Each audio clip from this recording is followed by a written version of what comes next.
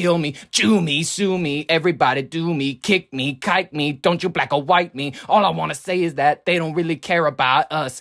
You know, speaking of kikes, 1877 Kars4Kids, they have had all their ads banned in California after a judge has ruled that the charity violated false advertising and unfair competition laws by using donations to pay for teenagers' trips to Israel. How surprising. And a $16.5 million building there. Okay. Many people don't realize that this is an actual true story. You're going to start sounding like a 1930s, Eurocentric individual if you don't talk about all the facts. So let's just jump right into it, why don't we? Ladies and gentlemen, I know I sound nuts, but the years-long court case began in 2021. When Bruce Puderbaugh, weird last name, sued Kars4Kids, saying that he felt taken advantage of when he learned that his donation would not go to, quote, underprivileged kids from all over the U.S., according to court documents. Puderbaugh said that he decided to donate a broken-down car left at his home after hearing the charity's ads over and over again on the radio. Viewing himself as a charitable person, Puderbaugh donated the car with the understanding that the funds would go to children in need, specifically in California. After making his donation, though, he learned that the funds went to OORAH, O-O-R-A-H, a company dedicated to Jewish heritage and summer camps in New York and New Jersey. And in a testimony that the judge described as strikingly candid, the company's chief operating officer, Esty Landau, Landau, said her organization does not primarily focus on helping economically disadvantaged children. According to court documents, she testified that Kars4Kids is a primary funding source for OORAH. She admitted that the donations funded matchmaking programs for young adults and trips to Israel for 17 and 18-year-olds. Not really children, if you think about it. According to court documents, in her testimony, she added that the company spent $437,000 on Middle East outreach and used the funds to purchase $16.5 million buildings, a building in Israel. Kars4Kids blasted the ruling, saying in the statement that they expect to win their appeal, describing the case as a lawyer-driven attempt to siphon off charitable funds from their own gain. They know all about the lawyers, ladies and gentlemen. We can get you maximum tax deduction for your donation. That infamously catchy line from the actual radio jingle. Listen. If you're gonna be donating to Jews, make it clear so that people know that, listen, the Kars4Jews have to make it clear. This is a Christian organization. And honestly, they're more often than not, they'll just flat out tell you, unless they're Salvation Army, in which case they'll traffic children behind the scenes and they'll tell you the Christian little lettering and whatnot. It'll be right under the Salvation Army's thing. So you think that it's more so like connected to the government a little bit, but it's really not or whatever. And then, the Red Cross and whatnot, all of these other organizations that have weird so-so ties with child trafficking. If you also saw this ad back in the 2000s, 2010s, whenever you happened to see it for the first time, you, like me, probably thought that a lot of this was going to help out disadvantaged children. Are they giving kids my old beat-up Volvo? Or okay.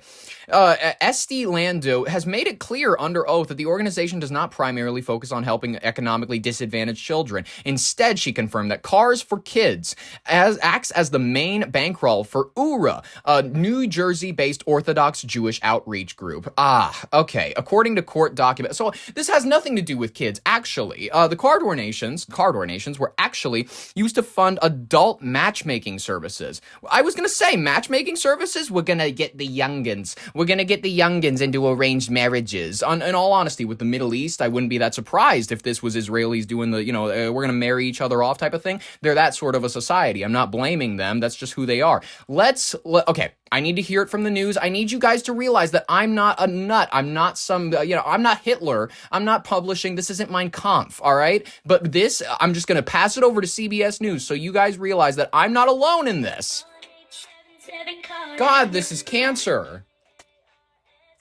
Chances are you've heard this jingle, but you may not hear it anymore. Let's go back to Mike Rogers. Mike, a judge has ruled Kars4Kids can't keep using their ads. Yeah, not in California. We've got the judge's ruling right here, and it all stems from what they're doing with the money after you donate a car to them. Now, this all stems from a case where a man in Orange County donated a 2001 Volvo to the organization. He got $250 for it, and he said... $250? According to the judge, he thought that money was going to go to underprivileged kids here in California. Oh my God. He thought that because of the ad. It's quick and easy. You'll get a vacation voucher and maximum tax deduction. You'll get a vacation voucher to Tel Aviv and maximal tax deduction. 877 Cars for Kids. Donate your car today. These kids don't sound Jewy. Because kids are our future is what the text on the bottom of the ad says. Never mind. That little girl playing the violin looks like Niam Balak. She looks like that one, the one Jewish brain surgeon, the brain surgeon on Big Bang Theory, who's like, now I don't have to operate and save lives. I can just pretend to be a comedian the rest of my life. But he was shocked to find out that the money doesn't go to kids in California at all. Instead, goes to Cars for Kids' sister foundation, URA, which is a Jewish organization based in New Jersey that actually benefits teenagers. Now, this case went to court in Orange County. The judge ruled that ultimately Cars for Kids is using misleading practices in advertising here in the state of California, which violates state law. I want to show you some of the testimony that was given in court, and this was in the judge's ruling. The COO testified that the organization's primary purpose is not to help economically disadvantaged children. The COO in court went on to say programs include matchmaking for young adults and gap year trips to Israel for 17 and 18-year-olds. That's where the majority of the funding is going. And then also admitted that Cars for Kids operates no functional programs in California. Wow. Except for a backpack giveaway that they admitted is also for marketing purposes and branding purposes. I'll show you the response from Cars for Kids. Cars for Kids says, we believe the decision is deeply flawed, ignores the facts, and misapplies the law. It's a well-known fact that we are a Jewish organization that says we're benefiting children while also giving all the money to 17 and 18-year-olds. Well, I guess under Jewish law, what do Jews consider to be children? What does Jewish law consider to be a kid? I just need to know this because technically speaking, they could go, it goes all the way up to 25, technically speaking. All right, upon reaching the age of 13 for boys, 12 for girls, of course it's younger for the girls, individuals become a bat mitzvah, making them fully responsible for their own actions and commandments. Of course, 12 or 13, good time for them. You know what I mean? Typical Middle Eastern culture to assume that you're an adult by that age. It's well known that we are a Jewish organization, and our website makes it abundantly clear. Take a look and judge for yourself. And they gave us the link to their website. Their statement goes on to say, we believe this case was nothing more than a lawyer-driven attempt to siphon off charitable You'd know about lawyers. funds for their own gain. We expect to win on appeal because the law and the facts are clearly on our side. Clearly on our side, despite the fact that we About the lost. first part of the statement that the judge directly addresses here. You saw in their statement, look for yourself, go to Kars4Kids.org. But the judge says people that hear this ad on the radio or TV shouldn't have to go to the website to understand exactly where the funds are going. Bam! The judge says the ads do not make it clear that this is an organization benefiting Jewish children in New Jersey, and in fact, none of the funds, or a very small amount of the funds, are actually benefiting kids here in California. Now, as you heard from Cars for Kids, they plan to appeal, but this is a long-standing issue, and in fact, this issue has already been taken up in other states as well, and judges in other states have ruled in similar manner. So we'll see how they do on appeal, but for now, Cars for Kids commercials that we've all known for decades, no longer allowed to be played in California. Thank you, Lord Jesus Christ, our Savior, for saving us from quite frankly, one of the worst earworms of that time period. I'm so glad it's gone, ladies and gentlemen.